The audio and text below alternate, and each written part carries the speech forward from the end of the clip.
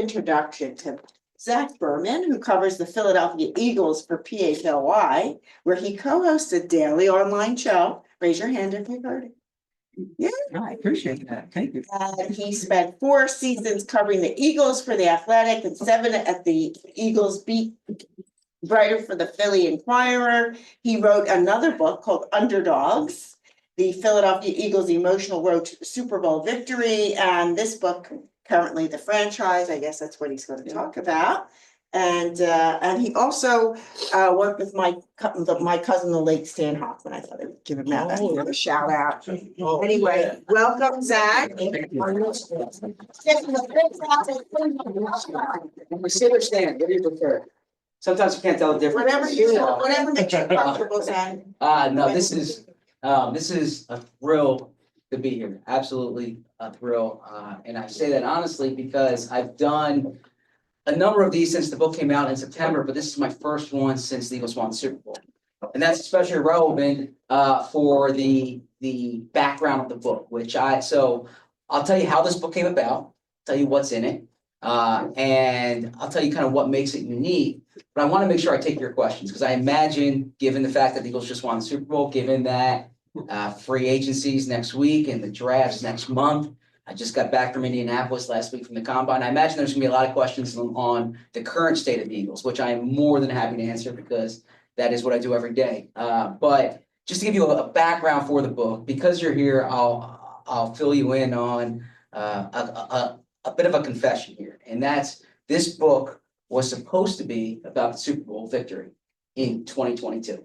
And what I mean by that is I had a book deal in place in when the Eagles were going to the Super Bowl. As was said in the introduction, I wrote a book in 2017 when the Eagles won the Super Bowl, on their first one. And so second time around, I had a better idea of how to do it. I knew the importance of being quick to the market, and I knew I had to get the deal ahead of time. So I was fortunate that I had a book deal ahead of time. And so it was contingent upon the Eagles winning. And as you know, the Eagles did not win. Not breaking news there. But the reality is the plight of the team is far greater than the plight of the sports writer, right? So that's fine. And I'm in the Phoenix airport the next day. And in the Phoenix airport, I get an email from the publisher. And they say that when you come up for air, we would love to talk to you about some new ideas. And so I'm thinking, okay, this is a great opportunity to pitch them on some ideas that I've been working on. And so this was Friday after the Super Bowl, and I'm on a video conference with the publisher. And I get excited about these ideas, and I'm sharing. I want to, I'm telling them about idea A and idea B, and going on down the list, and I'm barely coming up for air. And about after 8 minutes talking, they say, okay, that's great, but we want to tell you that. I'm sorry. They say we want to tell you our idea. And I realized that I wasn't pitching them; they were pitching me. And what they were pitching me on was this book on the last 25 years of the Eagles, a curated history. So not an encyclopedia. If you know Ray Dinger, he wrote the encyclopedia. Yeah. This is a curated history. So it highlights specific people and moments and games and seasons. And they wanted it from the start of the Andy Reid era, from the Andy Reid, Donovan McNabb era, the present day. So this past year, 2024, would have been 25 years. And so it was timed up to come out then. And I'm thinking, do I want to take on this project? And so they told me to take on, they told me to take a day or two to think about it. And as I'm thinking about it, I realized I just got back from Phoenix. And when I was in Phoenix, I was covering the Eagles versus the Chiefs. And the head coach of the Chiefs was Andy Reid. And I spent time that week with Andy Reid. And I'm thinking about how when I was there, I spent time with Eagles owner Jeffrey Lurie, who hired Andy Reid. The first one to, the Andy Reid at the time was a quarterbacks coach for the Green Bay Packers. And Donovan McNabb lives in Phoenix. And so I spent time talking to Donovan. And I spoke that week to Joe Banner, the former team president. I was doing a story on Howie Roseman, and Howie Roseman got his start during this 25-year period. And I was thinking about the very first time I was in that stadium in Phoenix was was in 2012 when the Eagles, it was my first year covering the Eagles, and they were playing the Arizona Cardinals, and Kevin Cobb was the quarterback for the Cardinals, and Michael Vick was the quarterback for the Eagles. And so why is that relevant? Those were the two quarterbacks who were placed down in McNown. And then I was thinking the next time I was there, which was 2013, and I went to the Tostitos Fiesta Bowl because Chip Kelly was the coach at Oregon.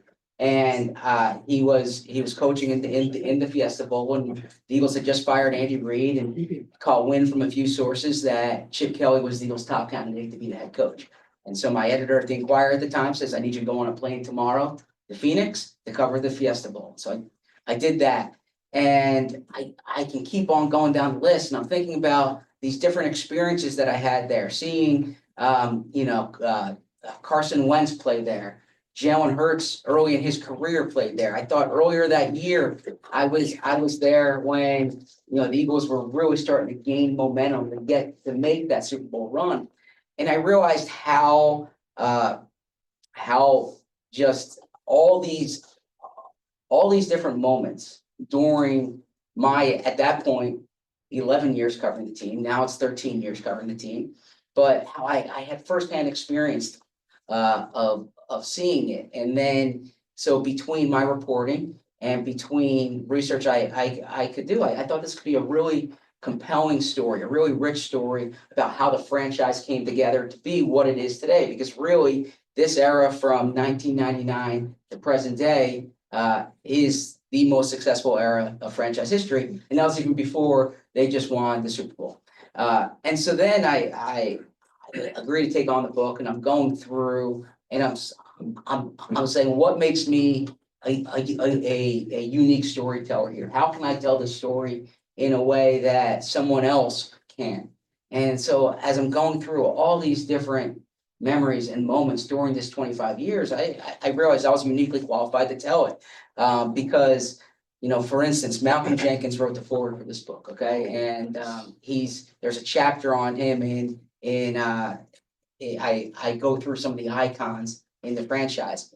And I'm thinking, and by the way, I'm grateful that Malcolm wrote the foreword, because in my job, you're not allowed to have favorites, right? But there's no one during my 13 years covering the team that I respect more than Malcolm, in terms of the way he carried himself, in terms of the type of leader he was, in terms of the way he approached work every day.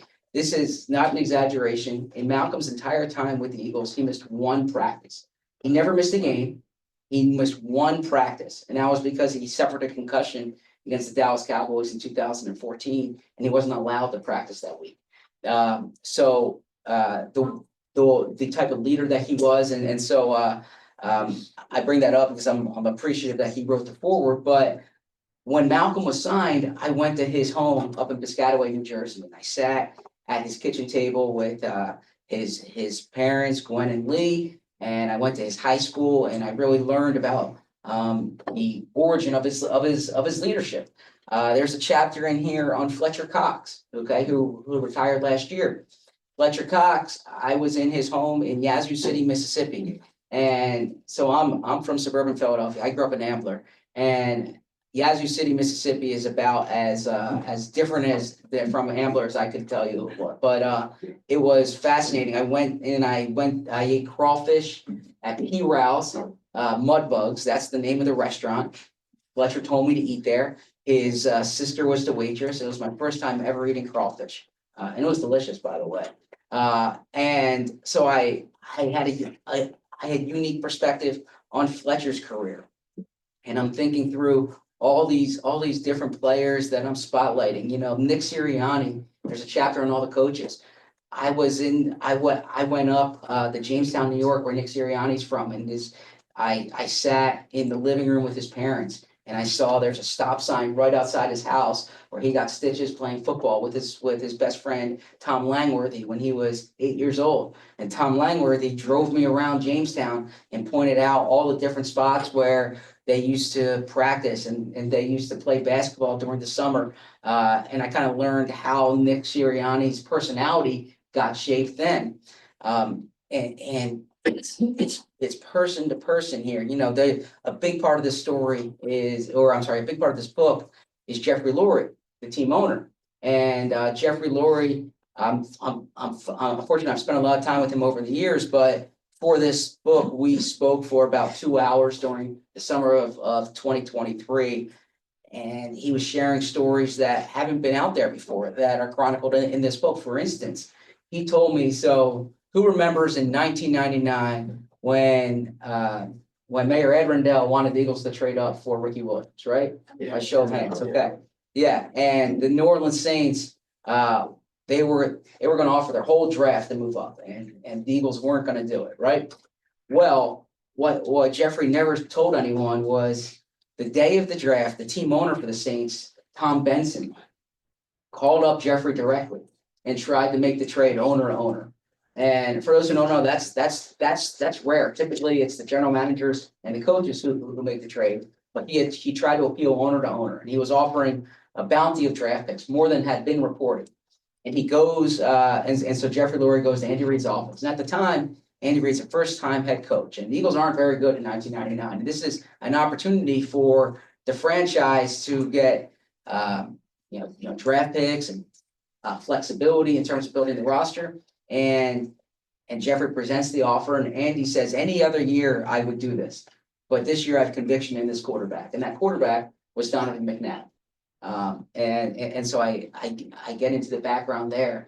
Jeffrey spoke to me quite a bit about the decision to sign Michael Vick, which was polarizing, right? And why he decided to do it, and the deliberations involved. And I thought too, when I started covering the team, Michael Vick was, so my first year on the beat was 2012, and Michael Vick was the starting quarterback that year, and how much I learned from covering Michael, and how I learned that sometimes, well, not sometimes, all the time, you need to meet a person to get to know really what their character is, whether he's remorseful. And I had better insight on Michael Vick getting a chance to know him than I would have simply by reading about him. And so that's chronicled in the book. Michael Vick was replaced in the end of the 2012 season, and then in 2013 by Nick Foles. Nick Foles is the Super Bowl MVP. And the Nick Foles, I covered his entire career in Philadelphia, both stints. But what jumps out to me there is that Nick Foles and I got to know him well, and we had parallel timelines in terms of a lot of life events. Nick was drafted in 2012. My first year on the beat was 2012. The very first player I met when I started covering the Eagles was Nick Foles, and I had come from the New York Giants beat at the time. My first day at the Giants beat. Yeah, thank you. I went up and I introduced myself to Eli Manning, and so I did the same to Nick, and this might be a surprise. I'm not very tall, and Nick Foles is 6'6", and I go up and he says, who's this guy just beelining up to me? At the time, a lot of people didn't know who Nick was, but then Nick got married the same time I did. Nick's first kid was Nick had his first kid, or I should say his wife had his first kid at the same time my wife had my first kid. So a lot of these life events we shared at the same time, and we discussed it. And as I was growing into my job, Nick was growing into his job. Now Nick's job is a much more high profile job. I was not Super Bowl MVP, but point being that I had real unique insight on Nick Foles, and then Nick Foles is replaced by Carson Wentz, like I said, and I went out to North Dakota. I'd never been to North Dakota before, and I went to where he went to college. I went to where he went to high school. I asked Carson. This shows a little. This is how kind of maniacal, you might say weird I am about my job, but I wanted to know where Carson Wentz ate dinner the night before he went to the NFL draft in 2016. So the draft was in Chicago that year, and I was told the table, and I sat at the table, and I asked the waitress what Carson Wentz ordered, and the waitress was probably a little spooked out by that question. I was trying to put myself in Carson Wentz's shoes. When the Eagles went out to visit Carson Wentz in North Dakota, at the time it was Doug Peterson and Howie Roseman, and Frank Reich was the offensive coordinator. John DeFilippo was the quarterback's coach. And they went to a table called they went to a restaurant called Mezzaluna. I wanted to see Mezzaluna, and I wanted to see the table that they sat at. And I spoke to someone who was at the restaurant that night who remembers the toast that Carson Wentz gave. And so I try to really capture these details in the story, and I can go on down the list, whether it was LaShawn McCoy and whether it was Brandon Graham, there's so many players, Deshaun Jackson, who are chronicled in this book. And I had these firsthand experiences to them. And then as I started writing it too, what I recognized was that this wasn't just necessarily a book about the Eagles. Of course, it's about the Eagles, but I could trace a lot of my personal history as someone who loves football, but also as a reporter, through a lot of these moments. So I'm 38 years old right now. This book chronicled 25 years, right? So I was 12, 13 years old at the start of this period. I say 12, 13 because they hired Andy Reid when I was 12. That season started when I was 13. So 12, 13 years old. And in this job that I have, you can't be a fan, right? But I'd like to say that you're desensitized to it, but you're not dehumanized. I grew up an Eagles fan. I grew up in this area. And so the first game of this period in 1999, I went to that game with my grandfather. This book is dedicated to my grandfather. I learned how to love Sundays during the fall from my grandfather. I called him on the way here tonight. And I sat there, we sat section 318. I remember being at that game. Brian Finneran, if you remember, he played at Villanova, but he dropped the pass down the left sideline that day. The first playoff game during that period, I remember what we saw. I'm sorry. There's a chapter in here on the pickle juice game. If you remember, that's the season opener in 2000 against the Cowboys, and it was over 100 degrees on the field in Texas Stadium. And I remember where I was when I watched that game. I was at my grandfather's house with my great grandmother, and she couldn't believe how hot it was out there. I think back. There's a chapter in here on 4th and 26. If you remember the 2003 playoffs against the Green Bay Packers. And I remember I was at my friend Pete Vernon's house watching that game, and I'm going on down, and so that's kind of the period of time when I was a fan, and then I start doing this professionally, and there's a chapter in here on the miracle at the New Meadowlands. Deshaun Jackson returns the punt for the touchdown, first walk-off punt return touchdown in NFL history. At that time, I was covering the New York Giants, like I said, and I was covering from the other perspective, and I had to do a story on the punter, Matt Dodge. Okay, he was a rookie punter from East Carolina, so I got to see that, and I'm going through and all these different moments, and from Eagles history, I can kind of align with my history. I mean, when I met my now father-in-law for the first time, okay, I remember I met him in Manioc, and we go out to eat. And I'm really nervous because I really like his daughter, right? And so we're sitting at the table, and this is 2014, and the Eagles had just released Deshaun Jackson, okay, and at that time. I was writing for the Philadelphia Inquirer, and I was on Comcast Sportsnet every Wednesday. And so he's a big Eagles fan. He's a season ticket holder. So he kind of knew who I was, but I hadn't met him yet. And I'm real nervous, and we're sitting at the table. And before anything, he says, I just need to ask you, why did the Eagles get rid of Deshaun Jackson? I said, all right, well, this question I can answer, right? And so and there's a chapter in here on Chip Kelly getting rid of Deshaun on him moving on from Deshaun Jackson. And LaShawn McCoy too, but Deshaun Jackson was that was the year before. Actually 2000 and 2015 was what, there's a chapter in here on that, then moving on from LaShawn McCoy. This is a true story. Chip Kelly was speaking that night at the JCC in Cherry Hill, the Jewish Community Center in Cherry Hill. And I was there covering Chip Kelly's speech. And that report was not supposed to get out, that they were trading LaShawn McCoy. And so I'm in, it's the gymnasium at the JCC in Cherry Hill, and Chip's giving a speech. And while he's giving a speech, you see around the room, everyone starts looking at their phone. And you're wondering what's going on.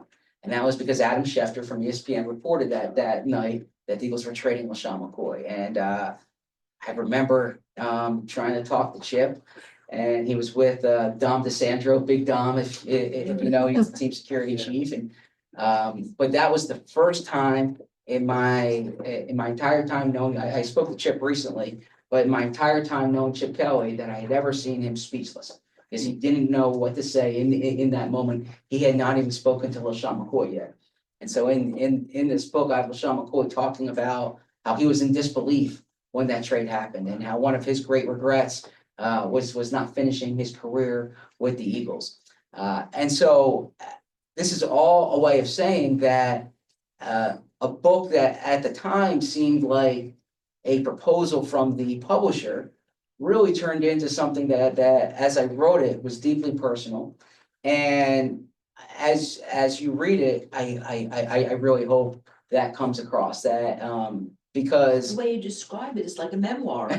well, yeah, I appreciate you saying that. Now, there's no first person in it. Yeah. But yeah, I mean, I really I appreciate that sentiment, because something that's real important to me, and that I realized when I wrote the book, and I hope when people read it, is that really when you're a sports fan, it's just a collection of memories. It's a collection of moments.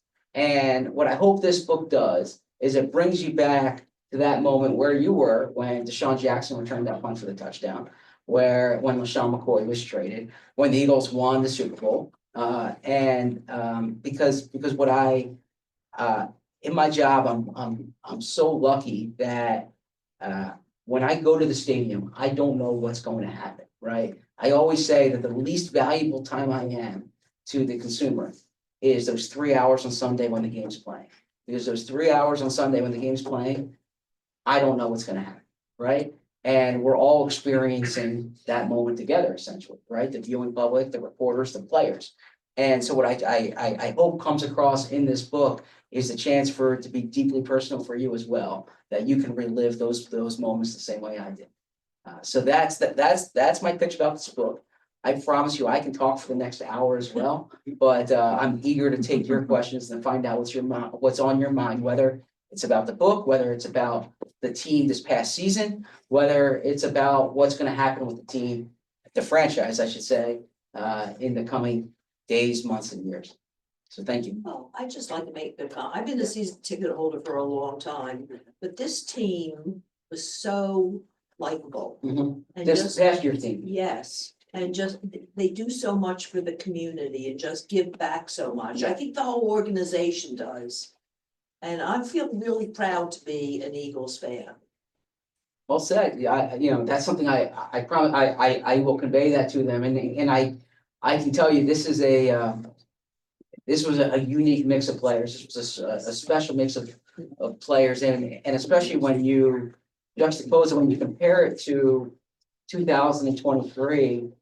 The thing about an NFL locker room is you never know. It's like making well, I'm trying to give a cooking analogy. I'm not a very good cook, but it's like throwing a lot of different ingredients in, and you never know if you're going to have the right mix, right? In 2023, they did not have the right mix. And this past year, they had the right mix. They had a resilient group. Everyone was wired the right way. They were all pulling the rope together, so to speak. And that certainly came through during the playoffs and in the Super Bowl. Oh, yes, I'll get you. Yep. Do you think that Galen will respond to the new offensive coordinator? He's fifth in 5 years. Quick question. Yeah, so the new offensive coordinator is Kevin Patua. And so it's not, so it's yeah, it's his, he's going now into year 6 with the Eagles. And yeah, his 5th coordinator in 6 seasons with the Eagles, but not just that. If you consider college as well, Right. it is his 9th in 10 years. The last time, well, so he had back-to-back coordinators with Shane Steichen, 22 to 23. 23 was his, I'm sorry, 21 to 22, his best season in the NFL. And before that, the only time he had the same coordinator or the same play caller back-to-back years was when his father was his head coach in high school. So he's used to this. Now, he doesn't like it, but he's used to it. So you're asking, how will he respond? It's a great question, because in 2023, I thought he would have responded well to Brian Johnson, their offensive coordinator, someone who knew him since he was 6 years old. Brian Johnson played for his dad, played for Jalen's dad in high school at Baytown League. And so with Kevin Patua, he's been here since he's been here since 2021. So even though he hasn't been the coordinator, he knows Jalen, he's worked with Jalen, he's worked closely with Shane Steichen, with Brian Johnson, last year with Kellen Moore. And I think that background will certainly help. I think it's going to be incumbent upon Jalen to be coachable. But the way I'd like to frame it is, this isn't Kevin Patua's offense. This isn't Nick Sirianni's offense. This is Jalen Hurts' offense. So ultimately, it's only going to be as good as Jalen makes it. And I think Jalen realizes that too. Yep. In the back. Can you share how you secured your first position in sports journalism, Yeah. how that came, and what were your steps for Yeah, the Eagles? I'd be happy to share that. So I have to admit that my English teachers found me more promising than my baseball coaches did. And so I always wanted to do this. When I was one of those 12-year-olds who knew exactly what he wanted to do when he was older. And I'm naturally curious, and I would go to games, and I would want to ask the coach why he made that decision, and the quarterback why he made that decision. And I'd be fascinated. I would read the paper the next day, and I would listen to the radio the next day. This was growing up. And this is what I wanted to do. And so when I was in high school, I wanted to find out where the best sports reporters went. And a lot of them went to Syracuse University. And so I applied to Syracuse University. I was fortunate to get in. I went there, and I wanted to find out, what those sports reporters did when they were there. They wrote for the Daily Orange. So that's the school newspaper. So literally my second day at Syracuse, after orientation, I walked to the Daily Orange office and I said, I want to write. And my first story was on a swimmer named Gustavo Kircher, who was from Sweden. And then I worked my way up from a story on a swimmer from Sweden to covering the football team, the basketball team. And I was when my classmates were at the bar on Thursday and Friday and Saturday night, I was covering games. It really wasn't good for my social life at the time, but I loved it. It was what I wanted to do. I wanted to cover sports. And so had internships. I actually interned for the Eagles after my freshman year of high school. I'm sorry, my freshman year of college, and that gave me exposure to professional football. And then after my sophomore year, I interned for Comcast Sportsnet. Then after my junior year, I interned for the Philadelphia Inquirer. And so going into my senior year of college, I needed to find a job, and I had some opportunities, but there was I got offered an internship at the Washington Post. And in my business, that's a really big internship, because they have a history. It's not a guarantee. They have a history of hiring their interns. If you watch Pardon the Interruption, Michael Wilbon, he was an intern there, and it was so I was fortunate that I got offered that. Did you take And it? what's that? Did you take it? I took it, and my first week there, I had to fill out a time card, because I'm 22 at the time. I have this 12-week internship, and there's no guarantees beyond that. And I have It shouldn't be, I have no girlfriend, I'm not attached to anything, like, my life is this internship. This is so I remember telling my siblings at the time, like, this summer is, the rest of my life's gonna depend on this summer. Now, that's a little dramatic in hindsight, because you never, but when you're 22, that's what you think, okay? So my first week there, I had to fill out a time card. And I filled out the time card for 93 hours because it's a true story. I lived in a group home and I rented a room in a house with 12 other professionals or like young, like people interning it was 1107 Massachusetts Avenue. And I picked that because it was 4 blocks from the post office on 15th and L in Washington, DC. And they call me in, I think I'm in trouble, and they say, we can't pay you for 93 hours. And I say, don't worry, pay me for whatever you're allowed to pay me for. And I was that annoying person trying to, like, there was no job too small. I would say yes to everything. My second week there, they flew me down to Florida to do a story on this guy, Tony Thompson. He was fighting for the heavyweight champion. He was a boxer fighting for the heavyweight championship of the world. And it was, to me, that was like the most important story I've ever done in my life, because that was going to be on the cover of the Washington Post sports section. And at the time, I didn't realize it, but one of the veteran writers there said, like, that was your test. If you did that well, they were going to hire you. I wish I knew that for the next 11 weeks because I was doing the same thing.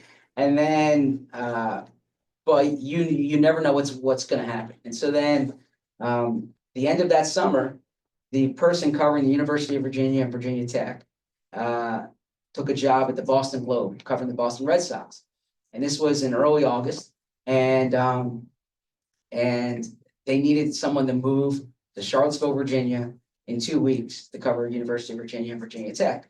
And to move to Charlottesville, Virginia, it helps if you are young and single and all your possessions can fit in the trunk of your car, okay?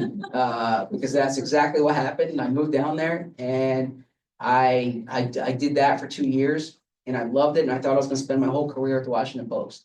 But so my first year, I traveled, I stayed 125 nights in a Marriott, okay? So I'm going from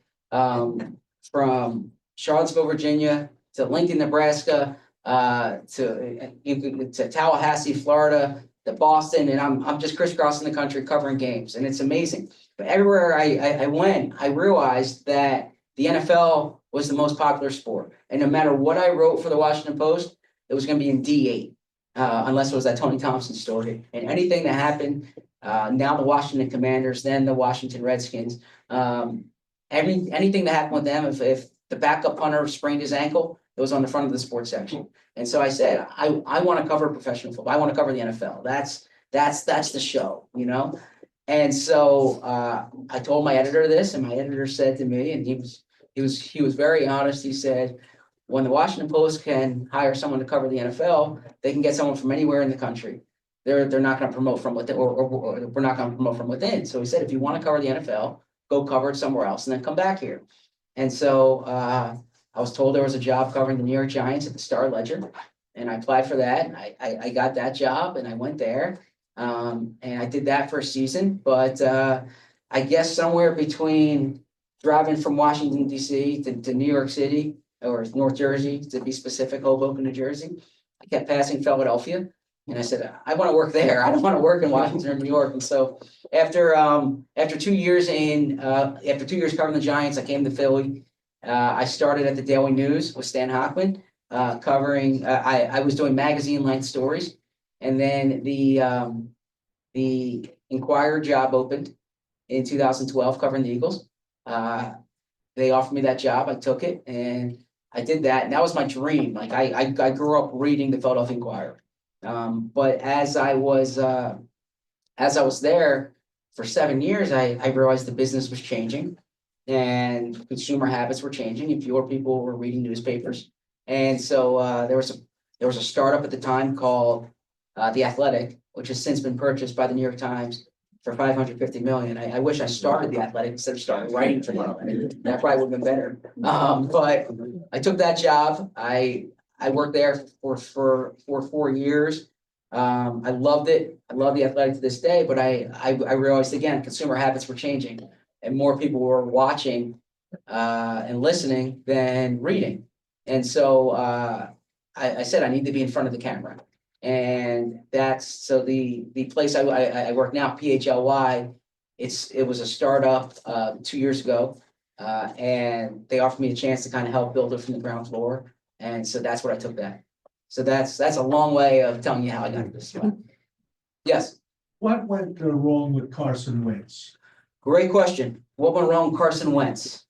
So I could write an entire book on what went wrong with Carson Wentz. The human element was a big part of it, that he was on his way to winning the MVP. He tears his knee.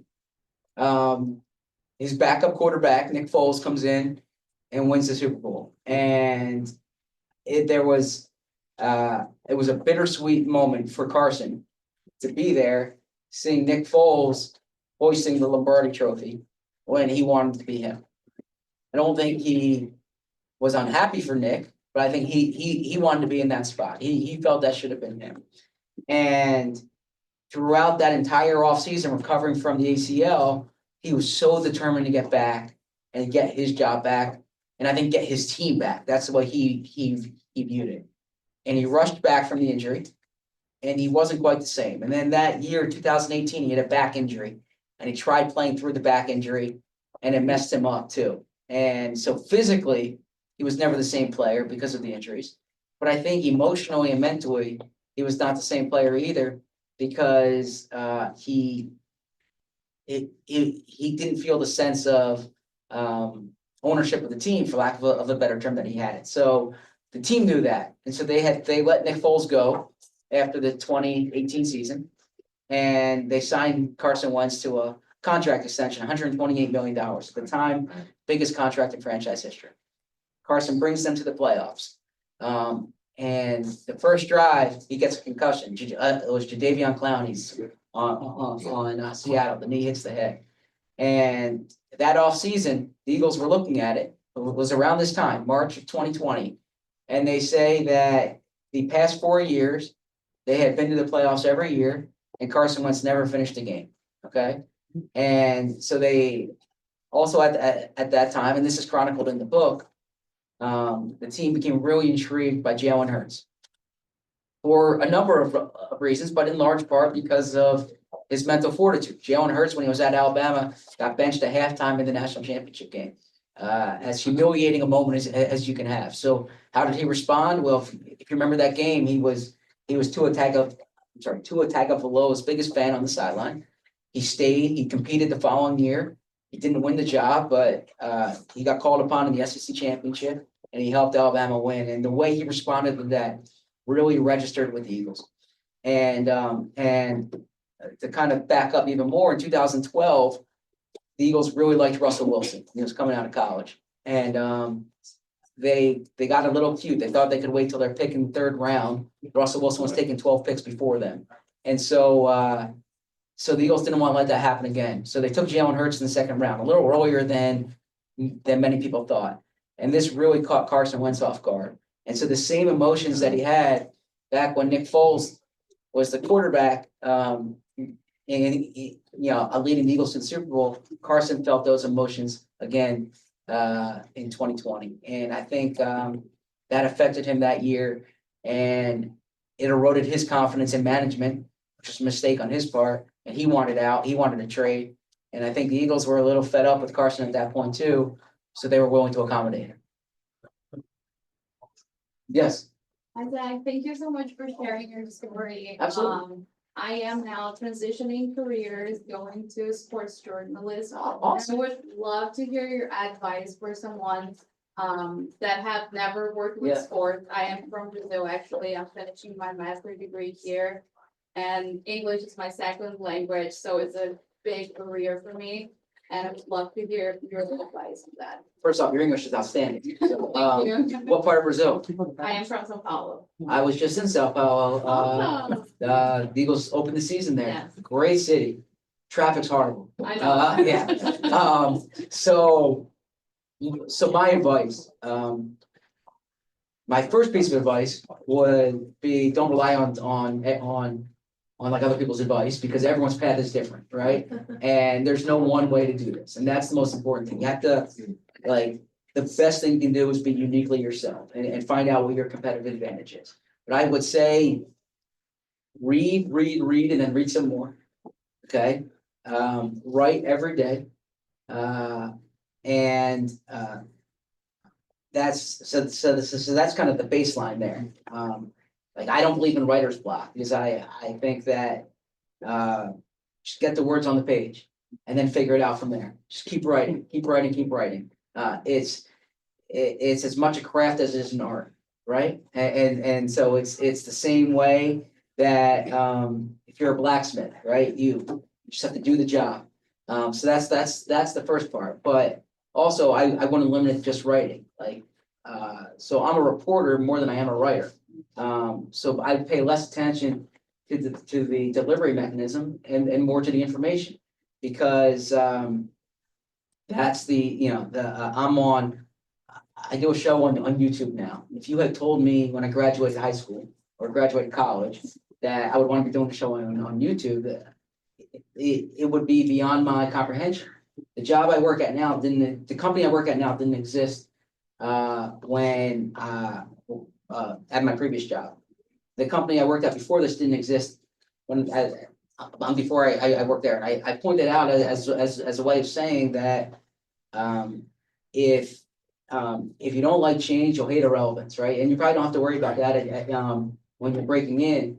But I think one of the biggest pieces of resistance that people in my business have is they're afraid of change, is that they're too focused on where it was 5 years ago instead of where it's going 5 years from now. So try to figure out where it's going. That's a big part of it. And then be naturally curious, right? Just like there's and really invest in every relationship. Like I say this all the time, there's no such thing as insignificant relationship. I can tell you the name of every janitor who works for the Eagles, every equipment manager who works for the Eagles, and I know them just as well as I know Jalen Hurts because like you never, every single person in there has a story and wants to feel empowered, right? So, and then the last thing I'll say is no job is too small, and what I mean by that is. I speak to a lot of people in college who say they want to cover the Eagles. And I say, all right, yeah.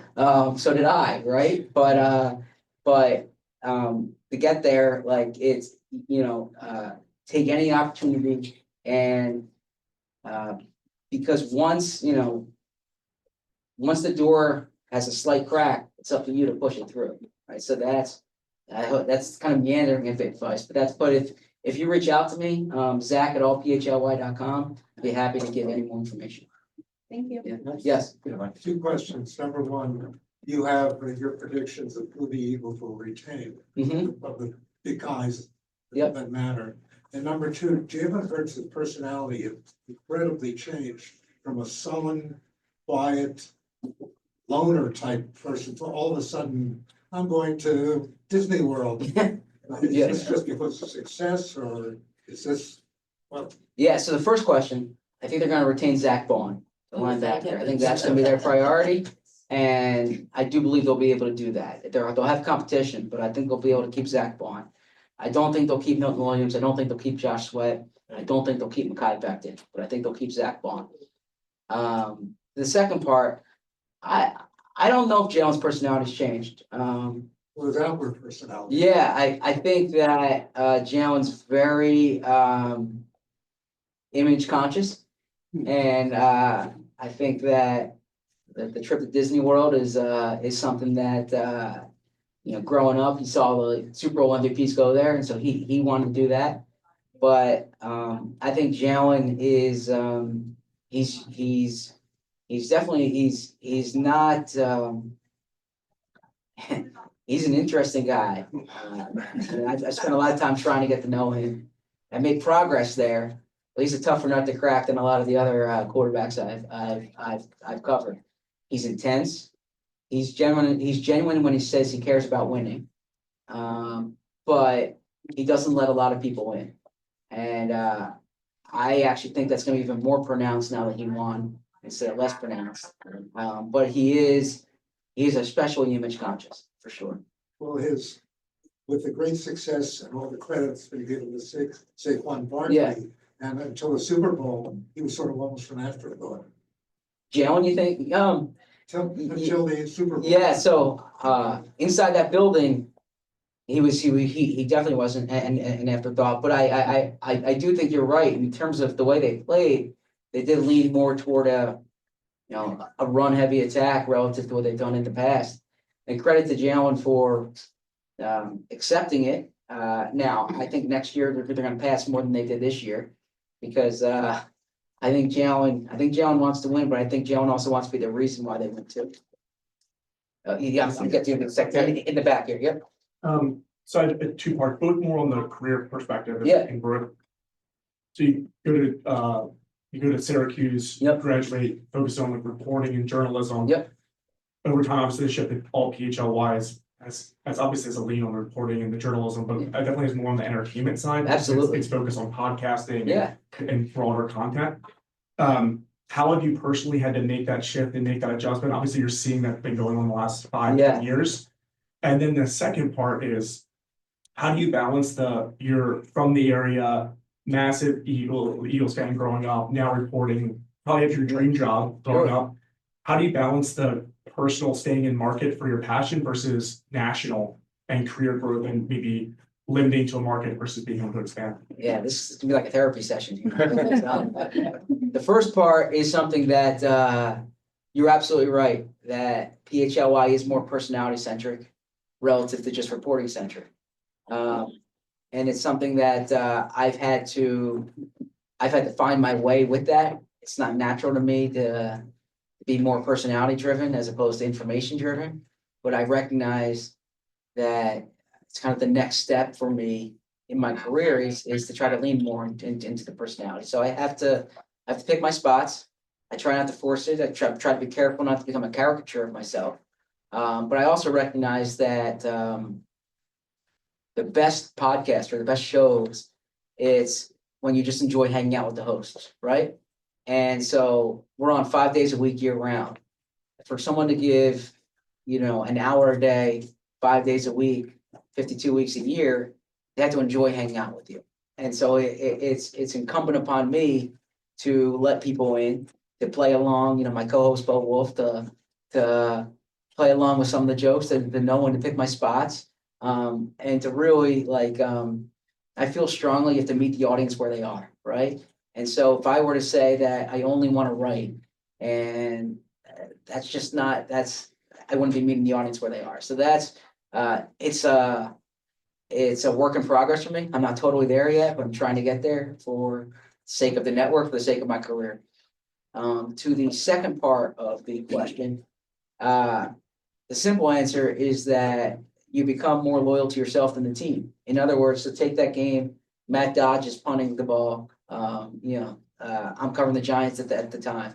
If I'm cheering for the Eagles, then I'm not doing a good job writing that story. I'm not doing a good job covering the team. And so, yeah, I think when I was in college and I knew I wanted to do this seriously, you just become so engrossed in the material that you lose the fanaticism. But I think a part of your question too was balancing the local with the national.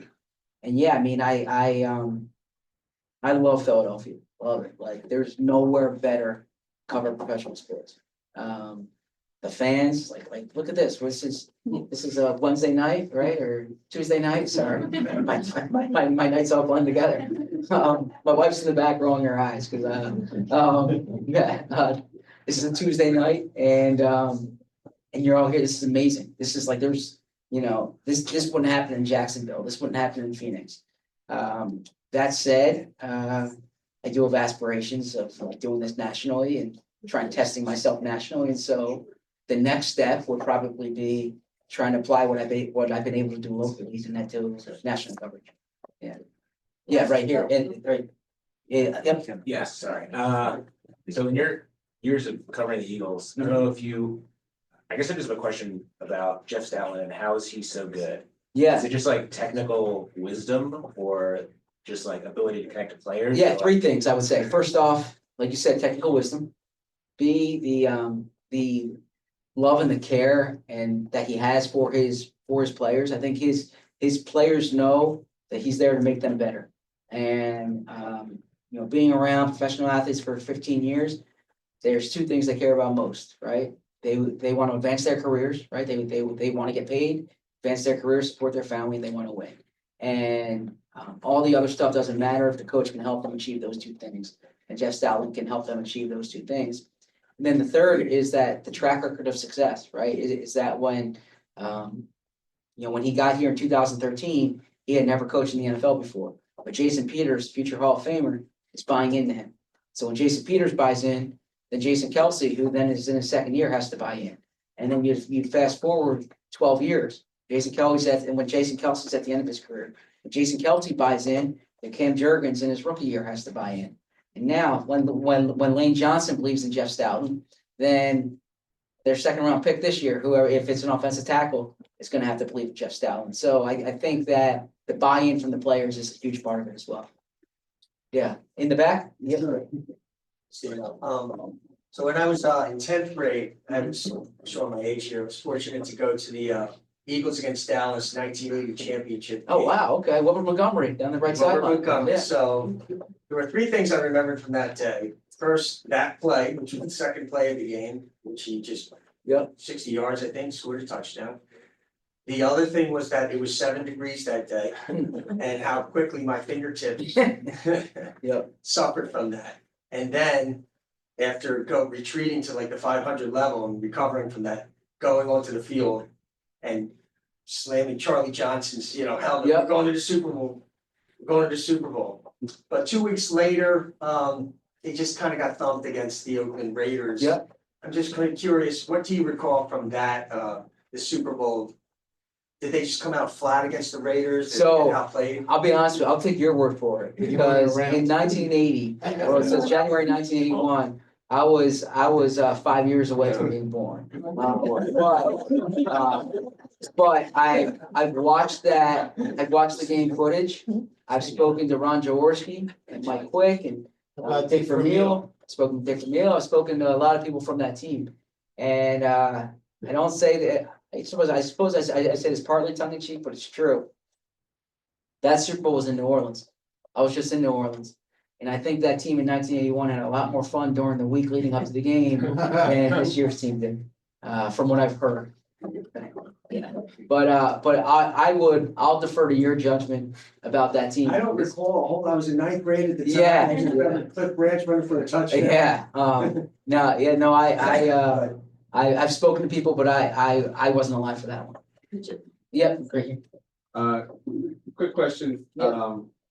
That Super Bowl with Nick Foles where he takes over Yeah. QB. I went to a Tony Robbins seminar afterward and he interviewed Nick Foles about like how he got in this state in the zone. I don't remember exactly everything he said, but how often do you see that with the players and what do you see? I'm not sure if like that's something you've covered, but like Sure. how do they get in that state, in that relaxed state? Sometimes they just naturally get in that, Yeah. or is there something that they do as a team? Not as a team, so it's so I spoke, this is a good question. I've spoken to a lot of different players about it, right? Some players meditate, right? Some players it's the music that they listen to before the game. Some players have a pregame routine. AJ Brown reads. I mean, I know that. so every player is different. Actually Saquon Barkley, he speaks to a sports therapist about staying even, right? And like if you watch the NFL films, the behind the scenes mic'd up of the Super Bowl, you hear Saquon Barkley telling his teammates, stay here, right? And that's something that actually he's really worked on, avoiding the highs and the lows. With Nick Foles in particular, Nick Foles he's very religious. And there's a certain Bible verse that he reads through before every game. I know from talking to Nick, he shut everyone out. He shut everyone out that week. He's very close to his father. He barely spoke to his father that week. He was so locked in. Then he has a routine that he does before every game. And interestingly, that routine includes catching passes, right? And so the Philly special, he catches the ball in the right sideline. Well, every game Nick plays, he actually catches passes before the game, just as like a warm-up that he does. So for every player, it's a unique pregame process, but it works better for some than for others. But I know from a lot of the guys, it's the pregame music that they listen to. I guess I'm in the zone. Yep, right here. Yeah, and the media availability the day before they left for the Super Bowl. Yeah. Howie said that Bryce Huff's story is yet to be written. And he did, up also, there, yeah. he also said that he was maybe stubborn in thinking that way. As they approach this offseason, Yeah. kind of bolstering the pass rush unit, do you think Howie like wants to be right and may not go as far in as people might think? Or how do you think he's thinking? Regarding Bryce Huff? Yeah. That's a good question. I was just talking about that with someone behind the scenes today. I think Howie would like a mulligan on that one. There's no mulligans in this. The way that contract's structured, it's hard to get out of it right now.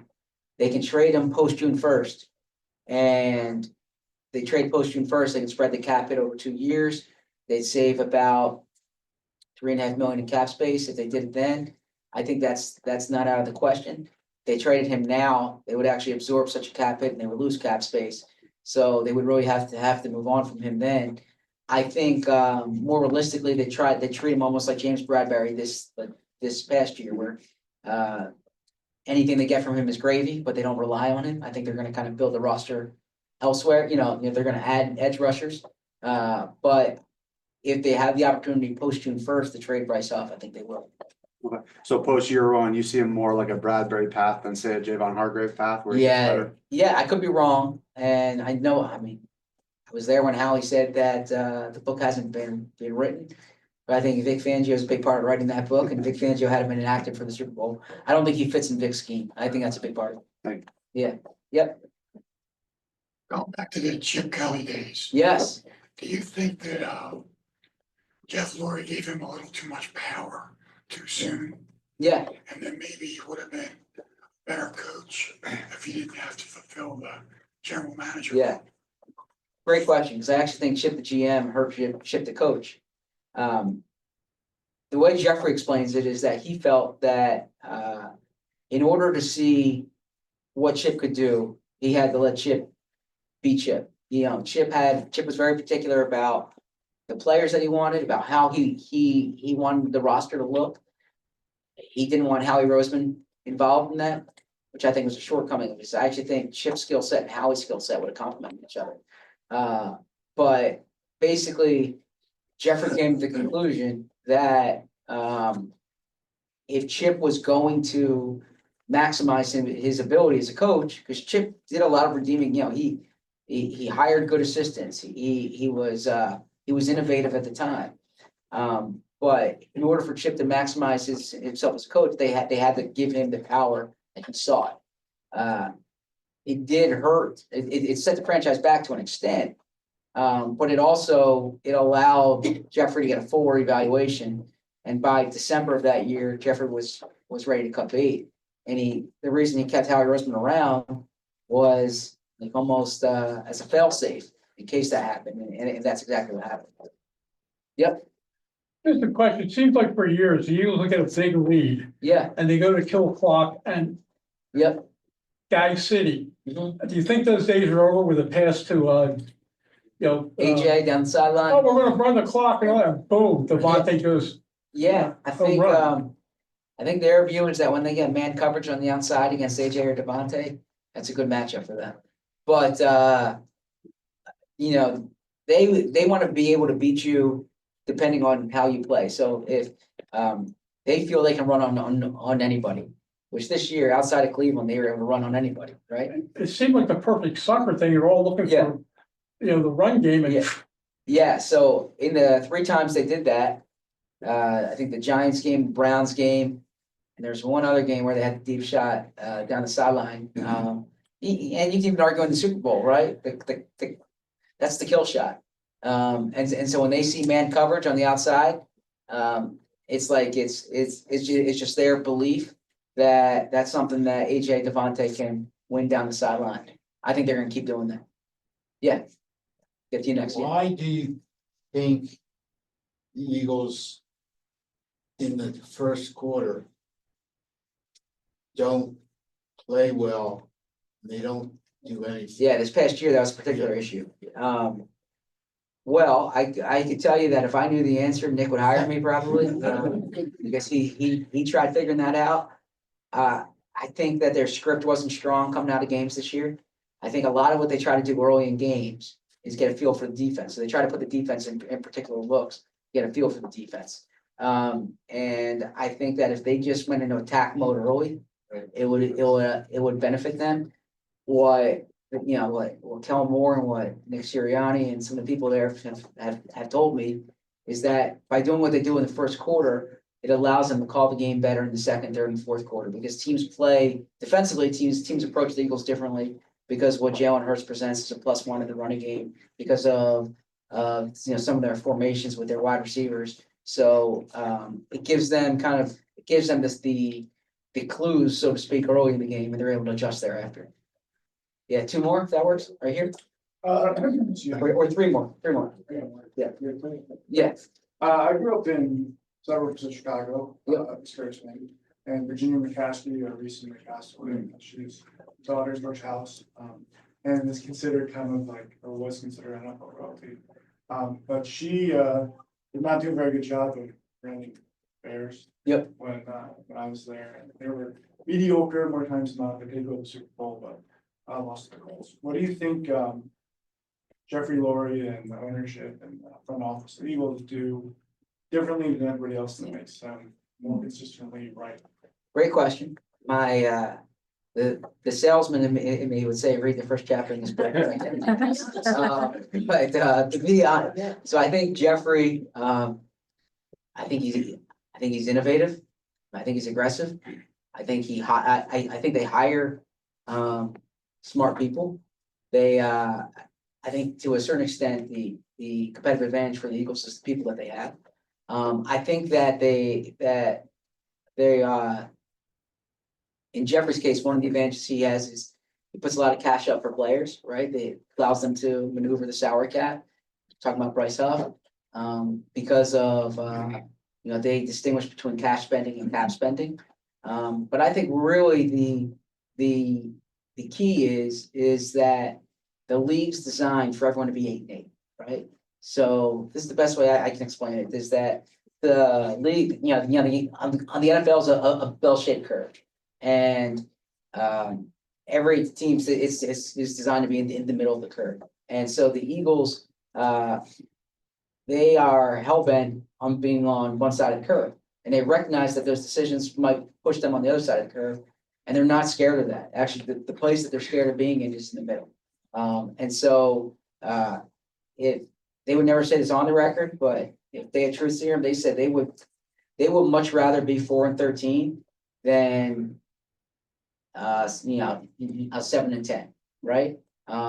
Because they would much rather have that reset. And so if you think in these 25 years, they very seldom were a 500 team or thereabouts. It was either it's usually playoffs, but when it's not, it bottoms out, and they're okay with that. And so I think that they're innovative in their approach. They're not adverse to risk, and I think that comes from Jeffrey. Yeah, 2 more, and then yep. So I love that chapter on Jeff Lurie. Thank you. You read it? Thank you. Thank you so much. I appreciate it. But I want to say one of the best things about the book, because my husband got it and he said, you have to read. I'm like, I don't know. I like the Eagles, but I don't. But as I read it, it's not just for Eagles fans. I see it, and now that you say how you really sit down at the counter and like, it's a story about leadership for every person involved. And so that's something, and I'm not sure if it was really fascinating. So, each person has a certain kind of style, personality, leadership. But I'm wondering, my question is, what was most surprising to you about everybody you Yeah, interviewed? Was there something that stands out and it says, wow, I didn't expect that? well, first off, thank you. Second off, can I bring you to all my book signings?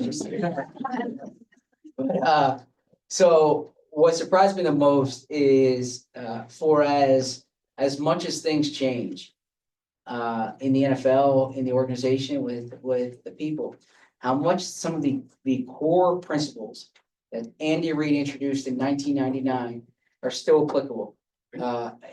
Ironically, they beat Andy Reid in the Super Bowl this year with a team that was constructed with a very similar blueprint to what he introduced with those binders that he brought Jeffrey Lurie back in that job interview in 1999, in terms of the investment along the lines of scrimmage, right? In particular, like you looked at the Eagles offensive line, the Eagles defensive line in the Super Bowl, you can trace that back to Jeffrey's interview in 1999.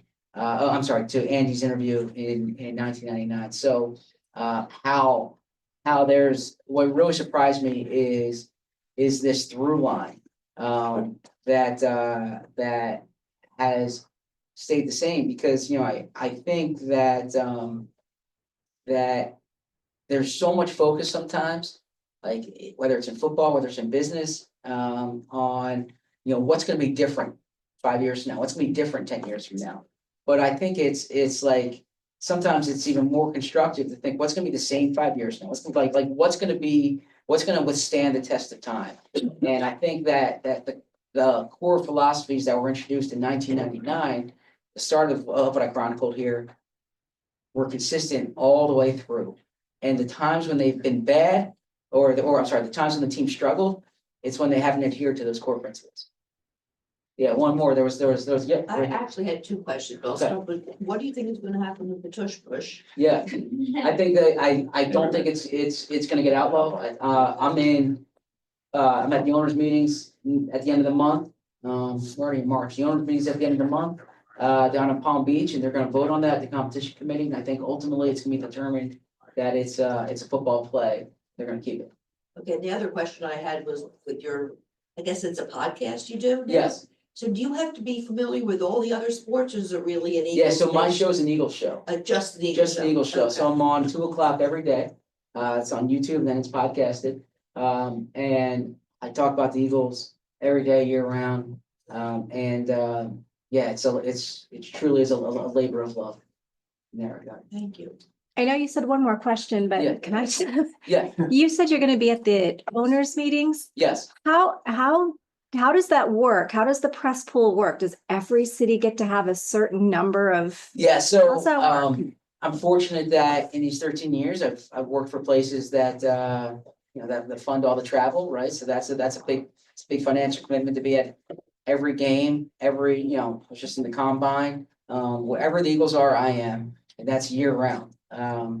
But yeah, I mean, I'm credentialed by the team, by the league, and so I don't have to worry about the credential part of it. I have a desk at the team facility where during the season I'm there every day.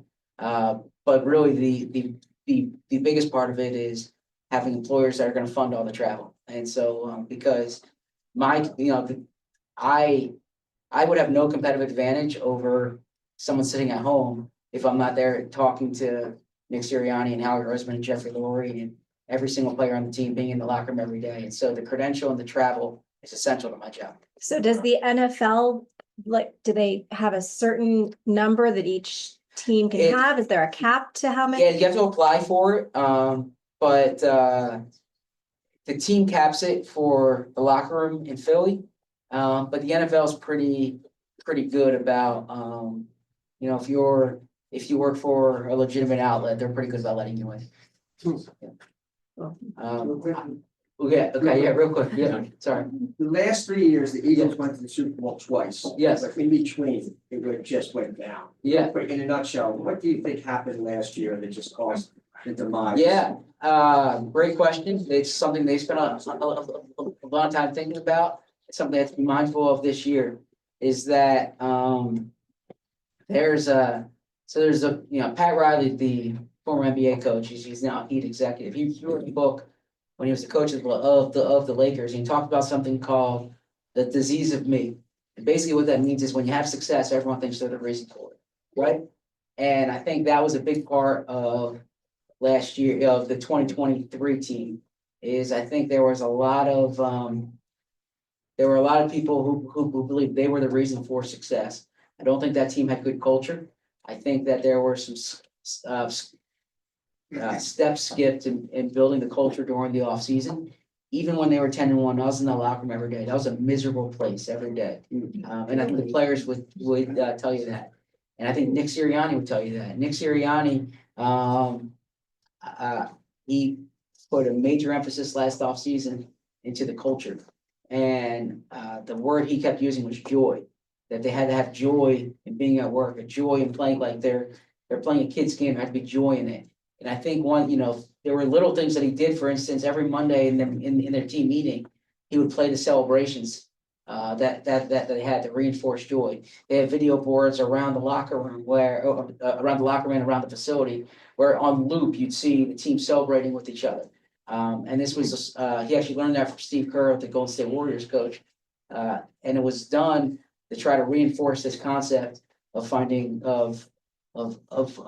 joy. So I think that they lacked that in 2023 and they had that in 2024.